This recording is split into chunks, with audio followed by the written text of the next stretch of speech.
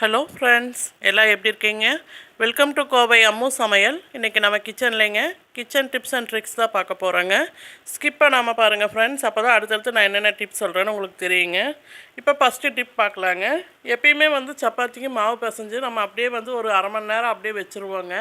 அந்த மாதிரி இருக்கிற சமயங்களில் உங்கள் வீட்டில் யூஸ் பண்ணுற நீங்கள் இந்த மாதிரி கோல்டு வின்னர் கவரோ, நீங்கள் எந்த ஆயில் கவர் யூஸ் பண்ணுறீங்க அந்த ஆயில் கவரை எப்பயுமே எடுத்து பத்திரமா வச்சுக்கோங்க.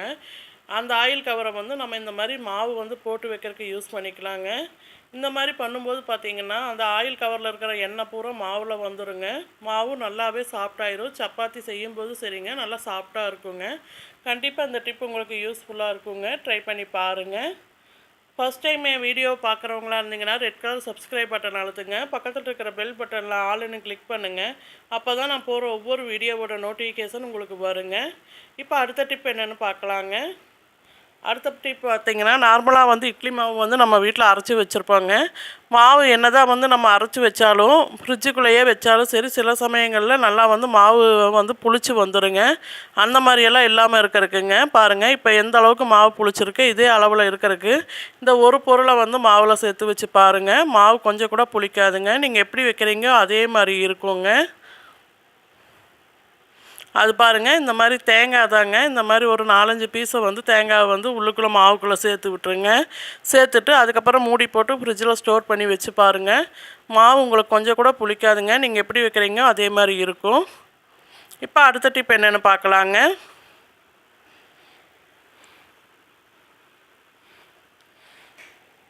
அடுத்த டிப் பார்த்திங்கன்னா, நார்மலாக நம்ம வீட்டில் குழந்தைகளுக்கு ஸ்கூலுக்கு வாட்டர் கேன் கொடுத்து அனுப்புவோங்க.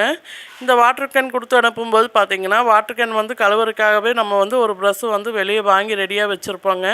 சில சமயங்களில் அந்த ப்ரஷ்ஷு பிஞ்சு போயிடுச்சுன்னா நம்ம வீட்டில் இருக்கிற பொருளை வச்சே ஈஸியாக ஒரு ப்ரஷ் செஞ்சிடலாங்க. அது வேறு ஒன்றுமே இல்லைங்க. நம்ம வீட்டில் நம்ம யூஸ் பண்ணுற கட்டைப்பை குச்சி தாங்க. கட்டைப்பை கிழிஞ்சிருச்சுன்னா நம்ம இந்த மாதிரி குச்சியை மட்டும் தனியாக எடுத்து வச்சுட்டோம்னா போதுங்க. இந்த குச்சியை வச்சு நம்ம நிறையா யூஸ் பண்ணலாங்க. பாருங்கள், இந்த மாதிரி கட்டைப்பை குச்சி எடுத்துருக்கேன். அது கூட கொஞ்சமாக இந்த மாதிரி தேங்காய் நார் எடுத்து வச்சுருக்கேங்க. இப்போ நான் வீடியோவில் எப்படி காட்டுறனோ அதே மாதிரி நீங்கள் கட்டிக்கோங்க.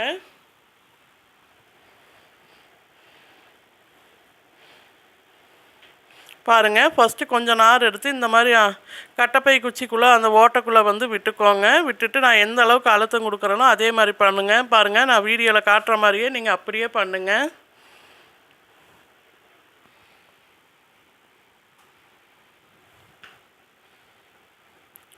பாருங்கள், இந்த மாதிரி நல்லா அழுத்தம் கொடுத்து வச்சுட்டுங்க. அதுக்கப்புறம் ஒரு நூலோ இல்லை ரப்பர் பேண்டோ இருந்துச்சுன்னா நல்லா டைட்டாக போட்டு விட்டுருங்க.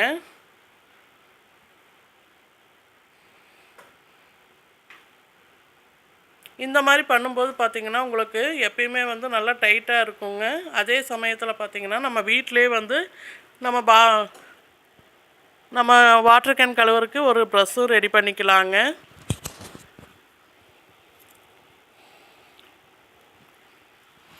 பாருங்கள், இப்போ பாருங்கள் எவ்வளோ ஈஸியாக கழுவிக்கலான்னு பாருங்கள். கண்டிப்பாக இந்த டிப்பு உங்களுக்கு யூஸ்ஃபுல்லாக இருக்குங்க. ட்ரை பண்ணி பாருங்கள்.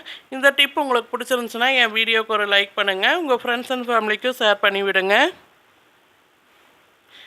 இப்போ அடுத்த டிப் என்னென்னு பார்க்கலாங்க. அடுத்த டிப் பார்த்திங்கன்னா, நம்ம வீட்டில் யூஸ் பண்ணுற ஒரு 5 ரூபா கோல்கேட் இருந்தால் போதுங்க. 10 ரூபாய்க்கு கோல்கேட் கிடைக்கிது இல்லைங்க, அந்த ஒரு கோல்கேட் இருந்தால் போதுங்க. நம்ம வீட்டிலையே நல்லா பளிச்சுன்னு ஆக்கிடலாங்க. பாருங்கள், அதுக்கு நான் ஒரு சின்ன பவுல் எடுத்து வச்சுருக்கேங்க. அதில் கொஞ்சமாக இந்த மாதிரி கோல்கேட் சேர்த்துக்கிறேங்க. இப்போ இது கூடயே கொஞ்சமாக தண்ணி சேர்த்துக்கலாங்க. தண்ணி சேர்த்துட்டு ஒரு ஸ்பூன் வச்சு நல்லா அந்த கோல்கேட் கரையிற அளவுக்கு நல்லா கரைச்சி விட்டுக்கலாங்க.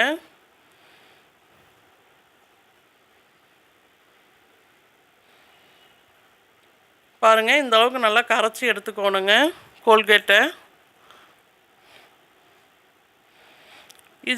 இதில் இன்னி கூட கொஞ்சமாக தண்ணி சேர்த்துக்கலாங்க.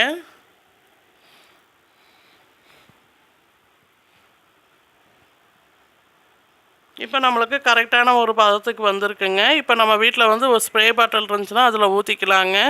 ஸ்ப்ரே பாட்டில் இல்லாதவங்க ஒரு சின்ன ஜூஸ் பாட்டில் எடுத்துக்கோங்க. எடுத்துகிட்டு அந்த மூடியில் ஹோல்ஸ் போட்டுட்டு அதை யூஸ் பண்ணிக்கோங்க.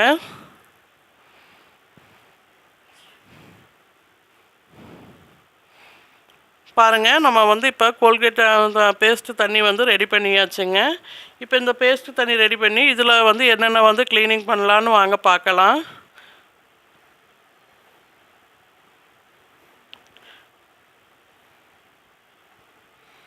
பாருங்கள், நம்ம இப்போ வந்து அடுப்பை தான் வந்து க்ளீன் பண்ண போகிறோங்க இந்த தண்ணியை வச்சுங்க.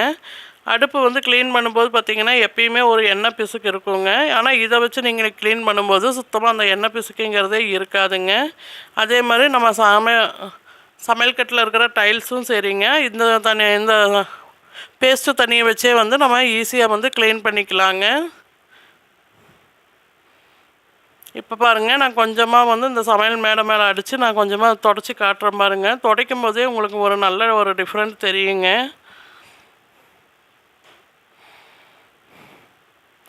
நம்ம என்ன தான் வந்து சமையல் கட்டில் வந்து நம்ம தொடச்சாலோ அடிக்கடி வந்து பண்ணாலும் சரிங்க, ஆனால் சமையல் கட்டில் வந்து அந்த கேஸ் ஸ்டவ் மேலே பார்த்திங்கன்னா ஒரு மாதிரி வந்து எண்ணெய் பிசுக்காகவே இருக்குங்க. அந்த மாதிரியெல்லாம் இல்லாமல் இருக்கிறதுக்கு இந்த டிப்பை வந்து நீங்கள் யூஸ் பண்ணி பாருங்கள்.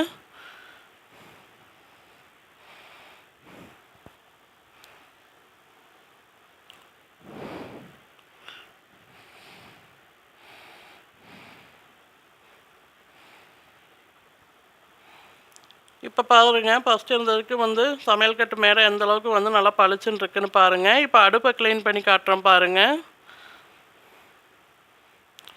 இந்த மாதிரி அடுப்பு மேலே கொஞ்சமாக நல்லா ஸ்ப்ரே பண்ணி விட்டுக்கோங்க. பண்ணி விட்டுட்டு அதுக்கப்புறம் வந்து நீங்கள் ஒரு காட்டன் துணி வச்சு தொடச்சி பாருங்கள். உங்களுக்கே ஒரு நல்ல டிஃப்ரெண்ட் தெரியுங்க.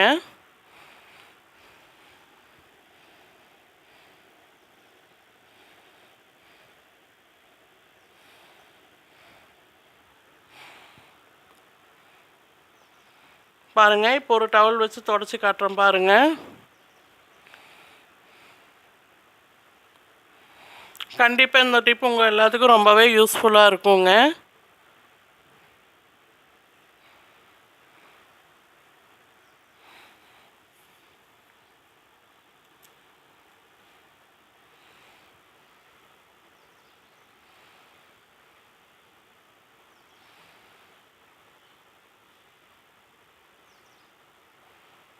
இப்போ பாருங்கள், நம்ம அடுப்பை சூப்பராக க்ளீன் பண்ணியாச்சுங்க.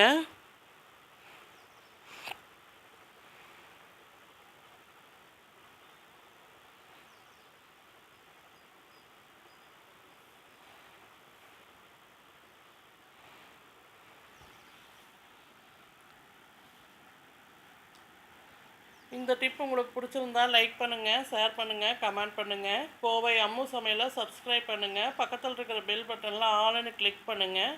அப்போ தான் நான் போகிற ஒவ்வொரு வீடியோவோட நோட்டிஃபிகேஷன் உங்களுக்கு வருங்க. தொடர்ந்து சப்போர்ட் பண்ணிட்டு வர எல்லாத்துக்கும் ரொம்ப ரொம்ப நன்றிங்க. Thank you all.